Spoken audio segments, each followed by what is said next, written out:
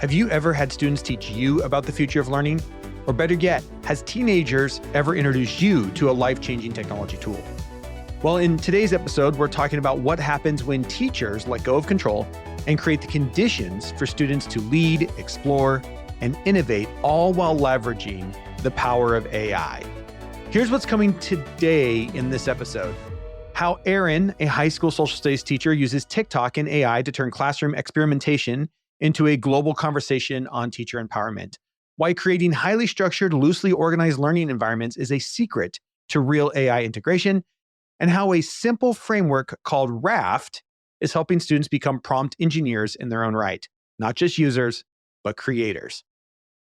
Plus, we dig into the real talk about why students don't actually know how to use AI the way we assume they do, and how Aaron is scaffolding this learning in meaningful, equitable ways. Oh, and yeah, we'll even get into wearable AI because Aaron's students are literally bringing AI into the classroom through their classes. Our guest today is Aaron, a high school social studies teacher from Casper, Wyoming, with over 15 years in the classroom. He's gone from football coach to AI literacy champion, and his TikToks about education and technology are making waves across all the platforms. When he's not teaching, he's sharing his authentic classroom experiences on LinkedIn, Instagram, and of course, TikTok, where his audience includes not only students and teachers, but curious grandparents as well. Now, before we dive in, just a quick reminder, if you're looking to structure your own classroom for AI integration, be sure to grab one of our free integration frameworks over at shiftingschools.com. You just have to go to shiftingschools.com, click on the free resource tab at the top, and there's plenty of them there for you to get started. It's a great companion to today's conversation and perfect for getting your team aligned around responsible, purposeful use of AI in learning. Now, before we get to today's conversation with Aaron, here's a quick word from today's show sponsor.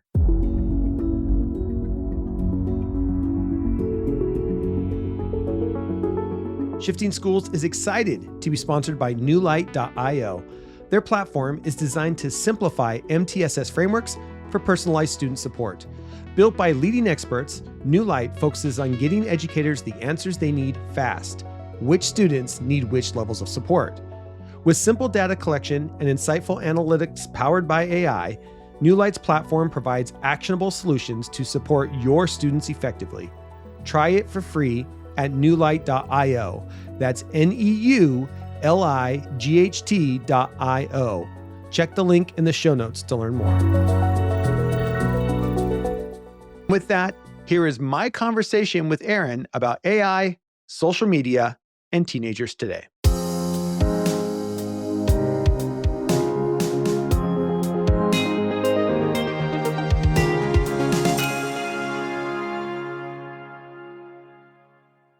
All right, welcome back to Shifting Schools. I have been waiting to have this conversation now for over a month. I originally met Aaron here, my guest today. We got stuck doing a webinar, I think, together for the state of Washington. And it was, I don't know for you, but for me, it was like a bromance. I was just like, oh my gosh, I need to talk to this guy some more. The incredible stuff that you're doing with your kids, the way that you think. I just love sitting down and talking with people and then being able to press record. There's so many different ways to get professional development today. And I say this all the time on the podcast.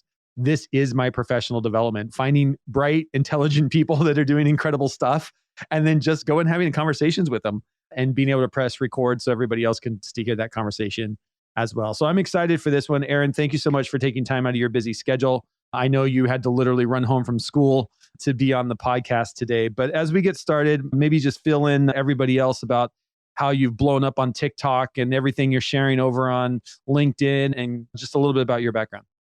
Yeah, thanks for having me, Jeff. I am a by day high school social studies teacher in Casper, Wyoming. I've been a career teacher and football coach. This is my 15th year in the classroom, I believe. I got a master's in educational leadership, and every year since I finished that, I've thought less about wanting to be a principal. And I blame my wife. I don't know if it's credit or blame. I attribute my social media stuff to my wife. She told me in January of 2024 that I needed to get TikTok. And I was like, I don't want to watch that. She said, no, you have to post stuff. She's like, no, I don't want you to watch it. I want you to post videos on it. Yes. And this was the talk. I don't usually share this part of the story, but I was doing some things around artificial intelligence in my classroom. And I came home and I was telling her about it. And she goes, you should make videos about that. And I said, well, I'm sure everyone else is doing it. It's free. You could look it up on YouTube. And she physically grabbed me and she said, Aaron, no one else is doing this. You're weird. That's why you should share it. They think it was cool.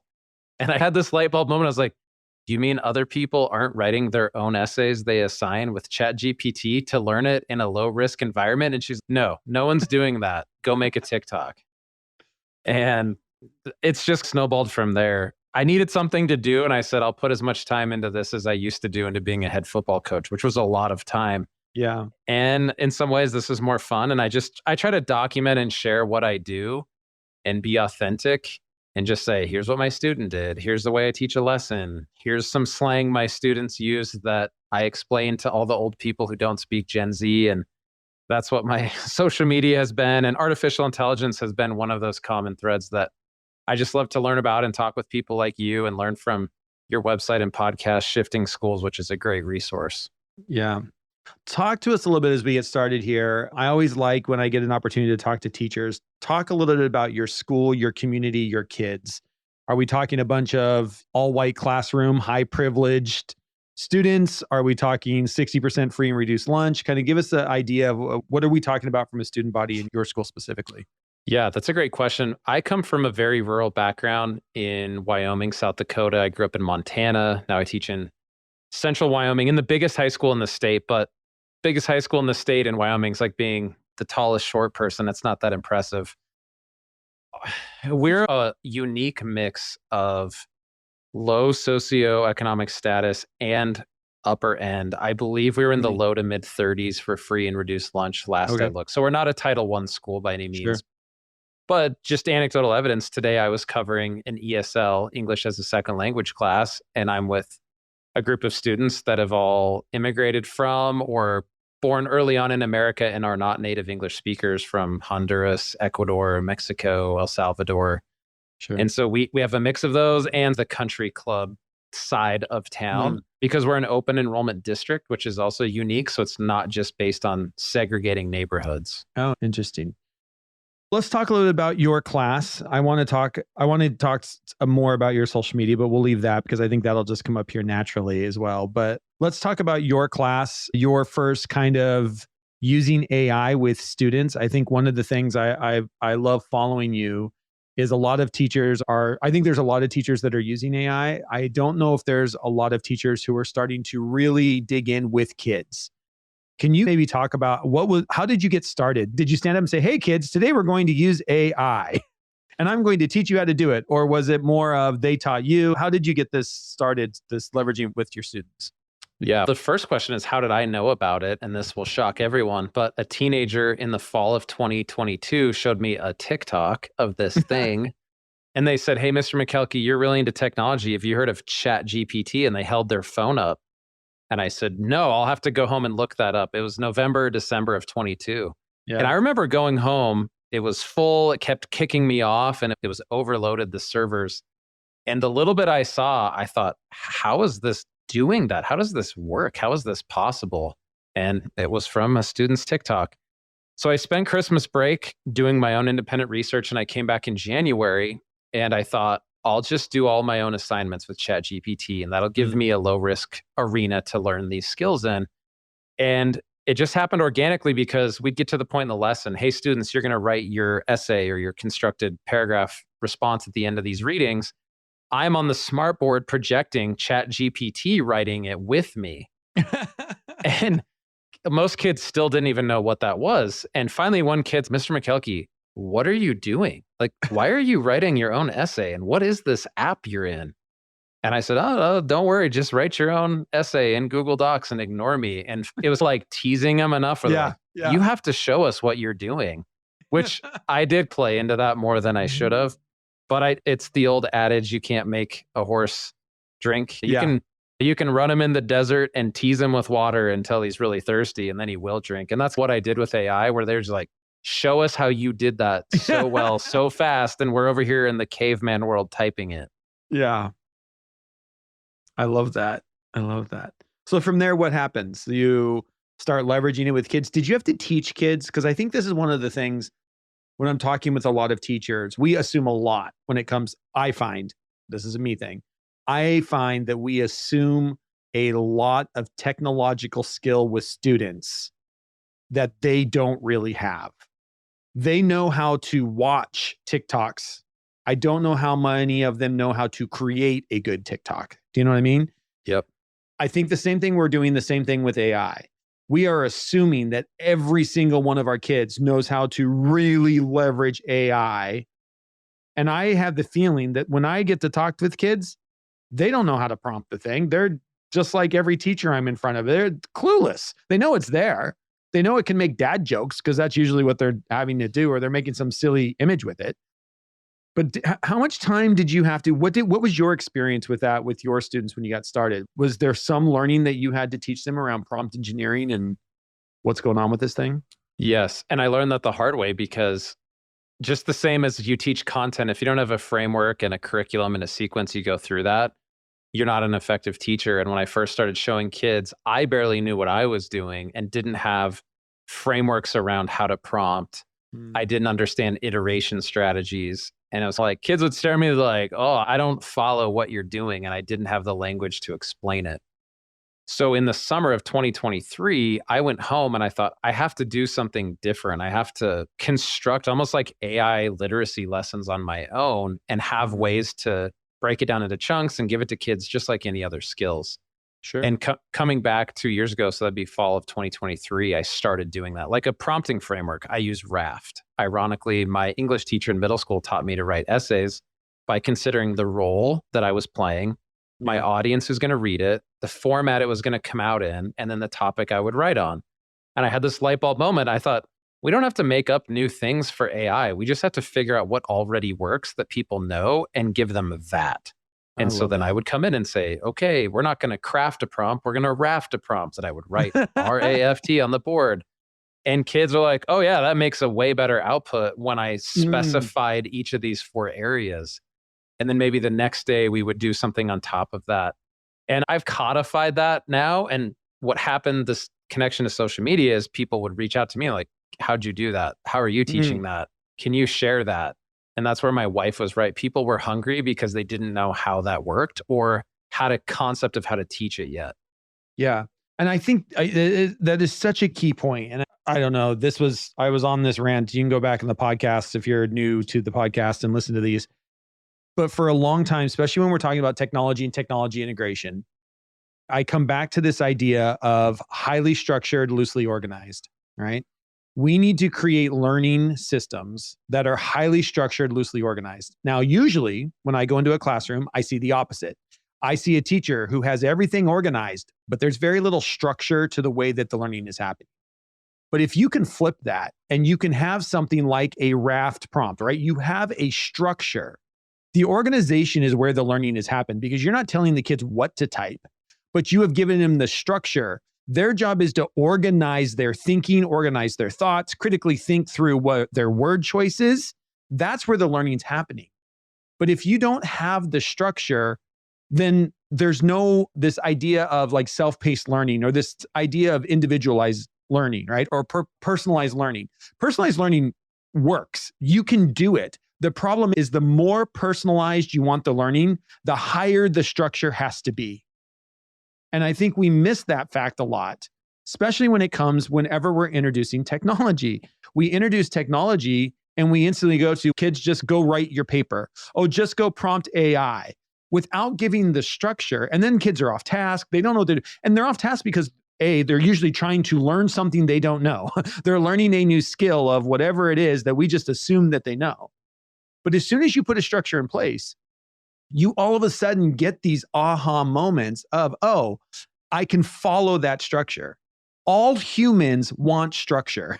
That is why when you buy a piece of IKEA furniture, it comes with instructions. You think IKEA furniture is difficult now? Try doing it with no instructions, right? Those are the instructions. And we too often, I think, get away from the structure of the learning.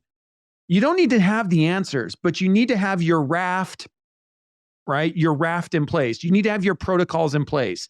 You need to have ways of having kids critically think in place. If you have the structure in place, that's when you get really good learning. But I find just too often that we lack the structure of these things. And as a teacher, you're creating the structure. You need kids to write. You want kids to write. And the raft is the same structure that your middle school teacher used when we were writing without AI. We don't even change the ideas. We apply that structure to a new way, and you still have kids writing. I think that's the thing is now instead of just a lot of times teachers are saying writing prompts isn't the same as writing something else. I'm like, it's not the same. You're right. It's probably a new genre. We haven't called it a new genre yet, but I think we're going to get there pretty soon. But there is a structure to that writing that needs to be taught. There's a structure and kids are still writing. Like a good prompt is 2 or 3 paragraphs. Yeah. And saying, oh, you're a young digital native, you know how to do that. In your analogy is like throwing the furniture at somebody and saying, you don't need instructions because you're from Sweden, so you must know how to put it together. You must know how to do this already. Yeah. That assumption is not helpful. And to me, a prompt is like a recipe. If you can follow a structure, you can cook anything. You can try different flavors and ingredients and combinations of things. But if you don't know how to write a recipe, you're not going to have a repeatable output, something that you can replicate or duplicate. And that's what those frameworks give students. And what I tell teachers is you don't have to know the answer, just be willing to figure it out alongside your students. I love that.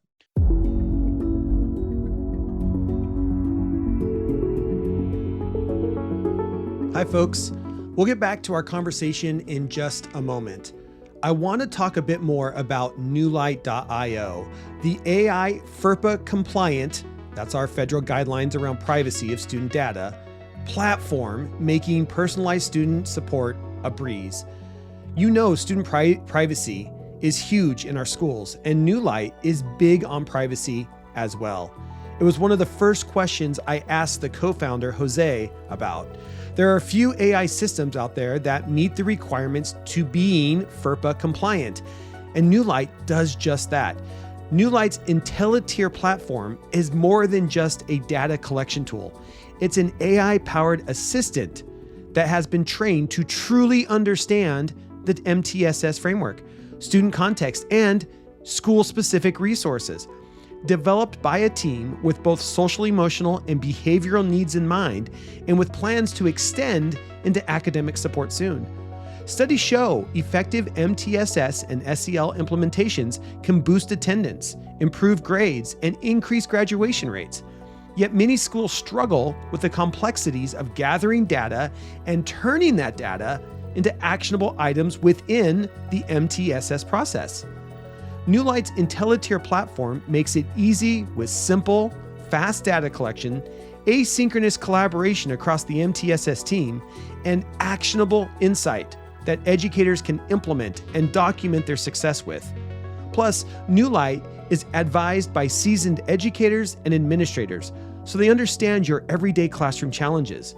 You have to try it out for yourself. So head over to newlight.io to give it a try for free. That's NEULIGHT.io. Thank you to New Light for taking this on, and a proud sponsor of the Shifting Schools community. Let's talk about assignments and assessments for a second, because I love this. I love what you are doing. And I think this is when I heard that you were already doing everything that I'm trying to tell teachers to do, I was like, yeah, see, I'm not crazy. Teachers are doing this and it's working. So one of the things in here on the podcast, if you've been listening for episodes, I'm very big on one of the first things we need to do in our classrooms is come up with some kind of AI. I call it an AI matrix. That's my words for it. You can call it whatever you want. Basically, it's stages of AI use. On this assignment, you can use AI at this level. On this assignment, you can use AI at that level. Can you, for the listeners, talk through what that looks like in your classroom? And what are some of the things that what are those structures that you've put in place around assignments and assessments for kids? Yeah, the biggest change I made in 2024 when the school year started was explicitly labeling every assignment with an AI integration level. And Basically, it would be like telling kids in the past, you can use the library versus Google versus do it from memory. We've already done this before, just not within AI. And including no AI, by the way. That's an integration level. You can say, we're going to paper pencil this essay and you're not going to be on a device with the internet. And I know it's really difficult and your arm is going to hurt, and mine did too. Yeah, but basically putting that on top of every assignment. And so there's different ways. You and I have a common language around the state of Washington. Wyoming's is one fewer box in the matrix, which I like the simplicity. But the idea is, how are you using the AI tool? And I equate it to if you had a human help you. So for example, if you went to a history teacher and said, could you give me ideas on how I could write an outline for this? Nobody would consider that cheating. There should be an AI integration level where you can brainstorm or ideate with AI and then go write your own essay, fill in the blanks from that structure. That would be the first level we start at. And I show students because their knowledge of what the tools can do comes from not knowing anything, what their teachers told them not to do, or TikTok. Yeah. That's all they know. And the stuff on TikTok and Instagram is usually how to beat AI detection software, how to use it as a replacement for your own thinking, how to cheat, essentially. And they'll say all the time, oh, I didn't know I could have AI write an outline based on 5 paragraphs with these 3 sources as my evidence, and then I fill it in. And I go, yeah, so for the student who struggles staring at a blank page and doesn't know where to start, let's just start with an outline, and now you can fill it in. And we work up through writing or working with AI. And that example I use is a human tutor, where you might say, here's what I want to say. How do I say that on an 11th grade level in history class from my words to academic language? And the tutor might give them ideas. And now you're writing with AI. The highest level is the AI is doing things I couldn't do on my own, or things not possible before. An example of that, we're actually doing this in class tomorrow. My students are reading about British textile factory workers, specifically children and the conditions in those factories. What my class did in the fall that was advanced and really into AI, they said, let's go take 5 primary source accounts from kids who worked in these factories, put them in a folder, and then we're going to interact with the sources through a large language model instead of reading each one by myself and coming up with like corroborate source A to B. We'll just use ChatGPT or Perplexity to do it. But they had a sense of humor and said, but we wanted to talk with a really over-the-top, archaic British accent. Of course they do. So it says blimey and all these other funny terms. And then we could go interrogate sources through this British archaic large language model that we created and say, hey, my teacher said that kids got beaten with sticks if they didn't meet their quotas. Is there anything in these 5 sources that would corroborate that claim? And it's going, yes, in my database, source B says this, quote, source C says this, quote. So that sounds like a very supported claim according to the evidence. And kids are like, oh, I didn't know you could just talk to sources. I thought you'd have to read them one at a time and build a graphic organizer. And so I just scaffold it up, because what the state of Wyoming says is students should be learning how to use AI in increasingly complex ways. So they go from a prompting framework, which is the very basics. That's like writing a sentence in 1st grade, to ACT, you're writing persuasive essays. So how do we get to those complex use cases, and how do I support kids on their way to get there? Are you using, in your classroom, are you only using one tool? Are you starting to having kids say, oh, look, here's a cool tool called Notebook LM, and it can do these things for you. But if you want to do this type of thing, this is what ChatGPT is good at. Especially at the high school level, you're very in with this with your kiddos.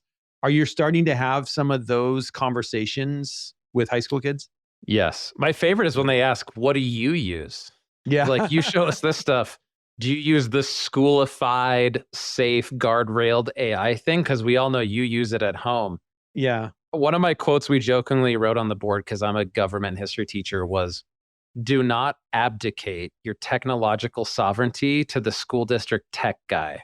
I love it. Translation, if you're not a history tech nerd like me, don't just say, oh, they blocked it, I can't use it, because kids go, good luck blocking this, Mr. Tech Guy. I Yeah, can that's go right. home and put Perplexity, ChatGPT, DeepSeek, whatever I want on my phone. Yeah. And so there are limitations with what kids can get on their device. And what I've tried to lobby for is it's an equity issue. If the kid with the $1,000 phone and the $40 a month data plan can afford it and learn it and access it, but the kid who just has the school issued Chromebook and no internet at home can't, we have to teach to that level. Yeah.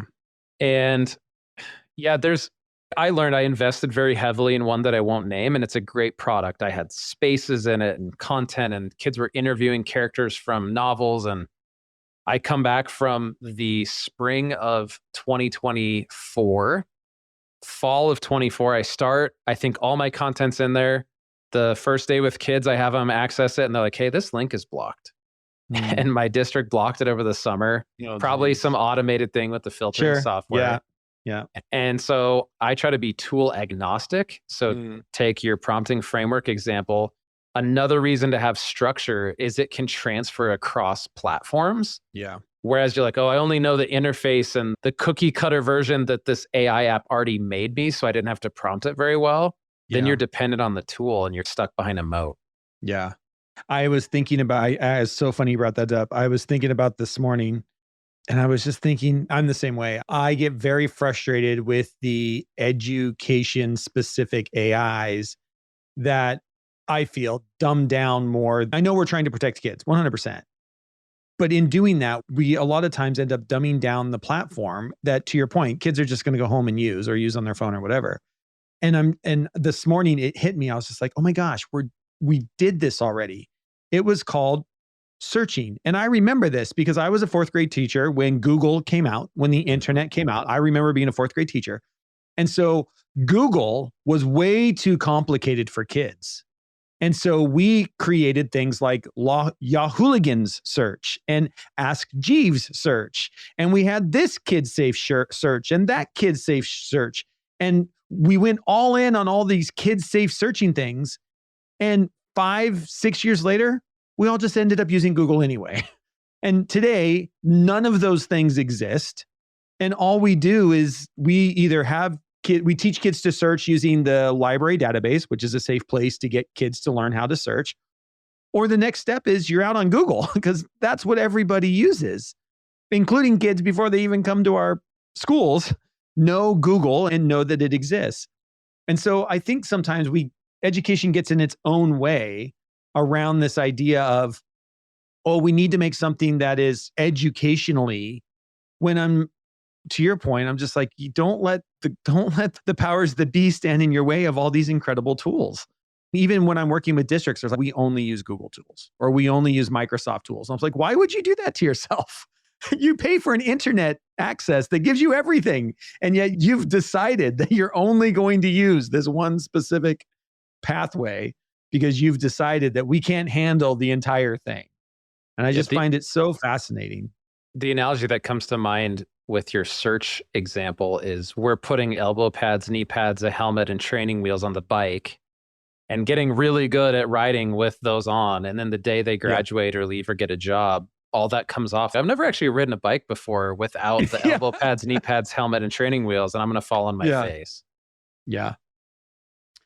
And I find it so interesting too. And I'm glad I figured you were using different tools because this is what I'm finding with the university students that I get to interact with and I stalk on places like Reddit, is that they're very much finding what tool works for them in specific ways and what that looks like. And right now, from everything that I'm reading and hearing, and even with the kids that I know that are in university, right now, Notebook LM, Google's Notebook LM is blowing up big time at universities with the way that you can upload research, the way that it creates the little podcast, it creates a study guide, it creates a topic menu. It's just they're finding it very useful.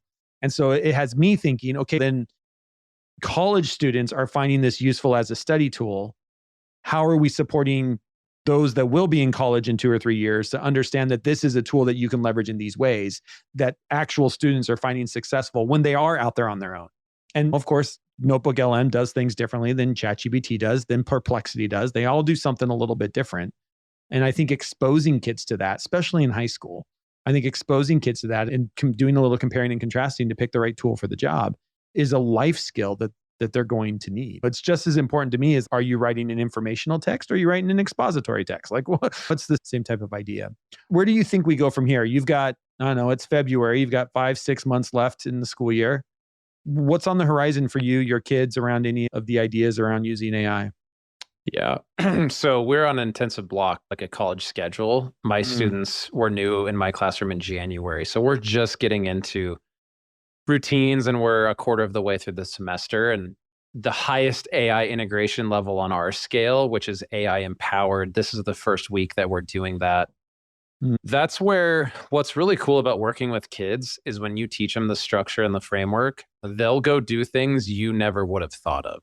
And then you make a TikTok video or a LinkedIn video and it gets all these views and people think you're smart. And you're like, oh, I just showed what my kid did with a tool that I did. And I think the wall that a lot of institutions have tried to prop up and keep AI out is definitely crumbling. People are tunneling under it. The wind is blowing hard. It's raining. Yeah. It's just the cracks are showing that it's not possible, just like we try to do with the internet and Google. As a history teacher, when I first started teaching, it was textbooks, memorization, and people said things like, Google will ruin our memory and you still have to memorize things. Yeah. What would we teach if kids didn't have names, dates, and facts on a history quiz? And I think the answers often lie in looking back through history and say, were those critics right? Are there ways to teach when we shifted that paradigm? Which the obvious answer is yes, you just couldn't see those at the time. And someone has to go in the history classroom and be like, hey, kids, you can Google things even on the quiz. Yeah. And people thought I was crazy. I still have students who are like, your syllabus says I can use Google on the quiz and AI if it's allowed. How can you give a quiz with AI? And I was like, what if I give you an AI output and you have to evaluate mine and give me feedback on my prompts? And they're like, that can be a quiz, not just names and dates. I say, yeah, I control the grade book. I can assess you in any way that I want, as long as it shows you're learning. Yeah. So I think the novel formats, like we're just starting to even conceptualize what those would be. The other one that's really interesting to me are wearables and devices. And this might be a little nerdy, but I had a student come back from Christmas break and he had a pair of Meta glasses. And you've got your pair. Last time we talked, I think you just ordered them. Yeah. Once TikTok went really crazy, he was doing a science packet and he was talking to himself. And the first thing we do is we look and go, is he talking to his phone? No. Yeah. Does he have an earbud in? No. And I'm like, who is he talking to about swirl thumbprints in forensic science? Is this kid losing his mind? And I walked up to him and all these kids around him were giggling. And I said, it's your glasses, isn't it? And he just smiles really big. And I said, okay, I'm going to make you a deal. I don't know how that works, but you're going to teach me and let me try them. And then I won't write you up for cheating on your science packet. And he just hands me his glasses and teaches me. And the first use I had, I walked up to a world map on this teacher's wall that was out of date. And I looked at Africa and I prompted it and I said, hey, Meta, here's a map of Africa. Tell me what's historically inaccurate according to 2025 borders. Wow. And it's based on this map. It doesn't show South Sudan, which has been a country now for 10 or 15 years. And I'm like, whoa, I didn't even have to take a picture. Wow. I didn't have to upload stuff. And I walked out of school that day and I took a selfie video and said, we don't even know how to deal with cell phones yet. Yeah. Now we have kids with AI in their glasses. What are we going to do? Which everybody on TikTok has opinions. Yeah, and they put them in the comment section. I didn't tell that kid, you can't use AI. It was just a different format than what we were used to. Sure. So I am curious how the watches, the glasses, the pendants, the voice recorder things, if I'm a college student that has a little device on the back of my phone that records lectures, why would we not let kids capture what you're already teaching in the lecture hall? Yeah. One, you should be, but if you're not, let the kid do it and throw those transcribed notes into Notebook LM or their tool of choice. And there's just all these things. What I go back to is the people who made this stuff have no idea how we're going to use it. They just say, here's what it can do. Yeah. Go figure out how it helps you. Yeah. Go find a good way to use it. And people who manufacture cars know exactly how we'll use them. You're going to drive from point A to point B, and that's all you can do with it. Yeah. And with AI tools, did the meta people think history teachers could translate propaganda from different languages or out-to-date issues with maps by just looking at it? Probably not. They thought it would be for Instagram videos or something. Sure. Yeah. Yeah. I think one of the things that my goddaughter, who's at university, and back to Notebook LM, she has always, as I think most university students do now, is record all of the lectures. So she's got all these, and she would go back and listen to them if she needed to. But now she records the lectures, uploads them into Notebook LM with all of her notes and with the text and all the handouts and everything. And then when she needs to ask a question for a study guide, it will pull from that audio file of, here's what the teacher said in class on Thursday. How incredible is that? It's just this idea that we have all these multi-module formats now that you can bring together and do crazy things with, I think is unbelievable. And the meta glasses, to your point, it's just a new way of doing a lot of the things, like to be able to look at a map and say, what's out of date with this map, or what's going on with this? I need a pair of glasses that as soon as somebody's walking up to me, they're like, oh, this is Aaron. You met him 3 weeks ago. Oh, thank you. That's what I'm waiting for. I need the face. Yep. I know nobody wants face recognition, but I need it. Yeah. And the studying one, I get messages all the time from former students. I just got one this last week. I haven't opened a textbook. I'm in my second semester of college and I have straight A's. How is this possible? I put all my notes and all my brainstorming and studying into ChatGPT. Yep. And they're like, I don't cheat. I use it at home. I didn't sneak into the test and have it write my essays. Yeah. I had all a my student, studying is different. Yeah. Yeah. Advanced anatomy class. They got a list of body parts, regions, systems, whatever it was. And the teacher said, okay, you have the rest of class to study. This student had been in my class the semester before. She took a picture of his study guide, put it into Perplexity, and said, write me multiple choice, 3 incorrect, 1 correct definitions for a high school anatomy course. It spit all those out. She put it in Quizlet, and she's quizzing herself within a minute or two. Wow. And she said the kids at my table were writing their first index card on the front, question, answer on the back. And they look already over and they're like, what are you doing? How are you answering questions? Like, where'd you write those? She's like, I didn't write them. I scanned them into Perplexity and then output it into Quizlet. And they're like, what's Perplexity? And she came and showed me, and I was like, see? And how is that cheating? It's not cheating. Yeah. It's using resources in novel ways that everybody should have access to. But if people don't know that exists, they're going to sit there and make index cards for 45 minutes. Yeah. And if the only way you know how to use AI is to cheat, that's the only way you're going to use it. Versus she having structure and understanding, oh, look, this is a really cool way I could use AI. For learning purpose, not for cheating, for a learning purpose, because she was taught that there's other ways to use it than just quote unquote, write your essay for you. Yeah. And I think we miss that point so often with a lot of technology, Yes. And I use this analogy with school. Don't forget the people calling it cheating wrote the rules of what cheating is. Mm-hmm. And sometimes school can exist in a snow globe that's very disconnected from the outside world, because I ask my students this question all the time. What job are you going to have that your boss or your colleague is not going to tell you to look it up? Google it, YouTube it, ChatGPT it. They're going to say, I don't know, figure it out. Yeah, but they don't care. In school, we say that's cheating. What's the difference? I defined plagiarism or cheating as however I did in my handbook because I wrote the rules. And that's right. Oftentimes, the teacher who calls it cheating also doesn't know a different way. Oh, I didn't know AI could proofread your writing for spelling mistakes, grammar issues, and 11th grade vocabulary. Why wouldn't I want my kids doing that? Yeah, absolutely. Absolutely. Thank you, sir. Thank you for spending some time with us today. You are all over the social medias. Want to give a plug to where people can follow you, see your amazing TikToks and everything else that you're doing? Yeah, TikTok's back in the App Store the weekend before we recorded. Yeah, I know, right? I got for the questions. moment, as we're recording this, TikTok is back. Yeah, I was that guy. I had people checking in on me. Like I had a family member die or something the weekend that TikTok got shut off for a few hours. What are you going to do with all your time? Are you doing okay? Are you crying on TikTok Live as it's getting unplugged?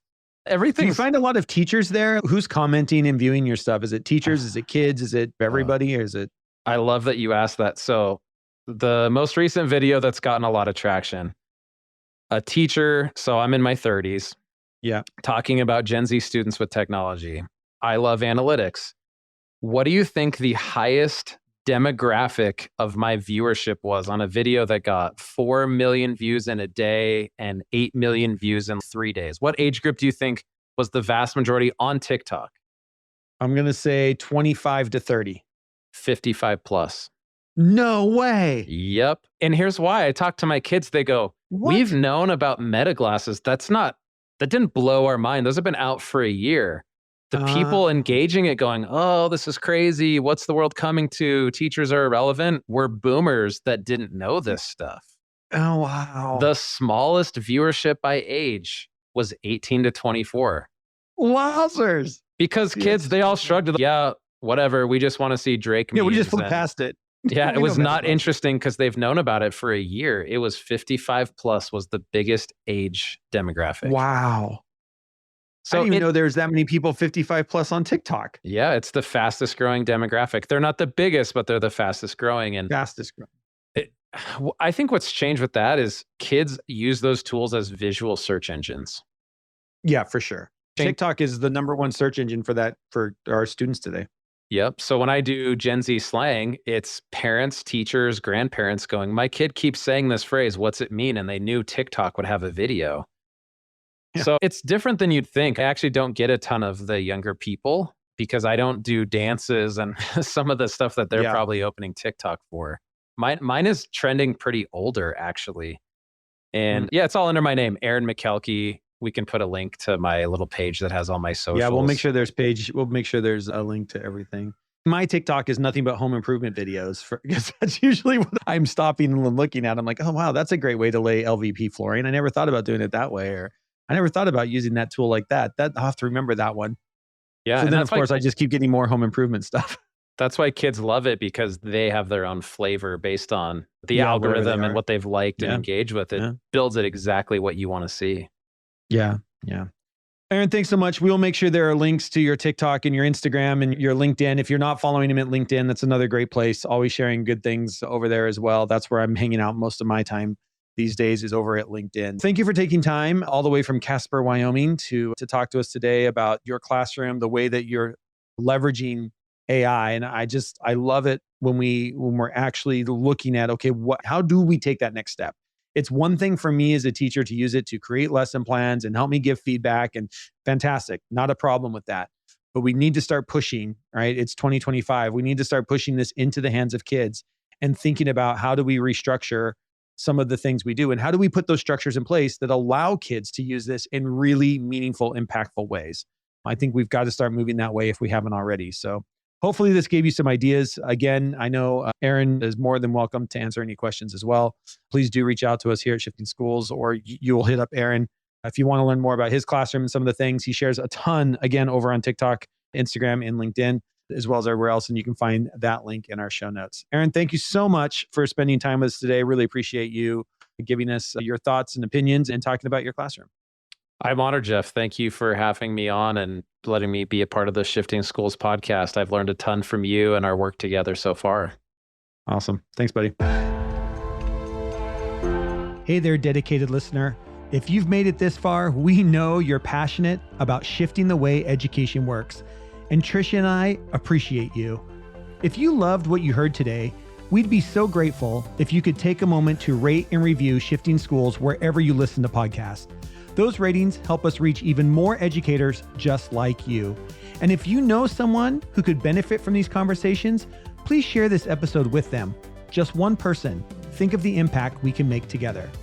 Don't forget to sign up for our newsletter for even more great content. And if you haven't already, join us at Camp Shifting Schools, where the conversations keep going long after the podcasts end. Thank you for being a part of this journey, and thank you for being part of Shifting Schools.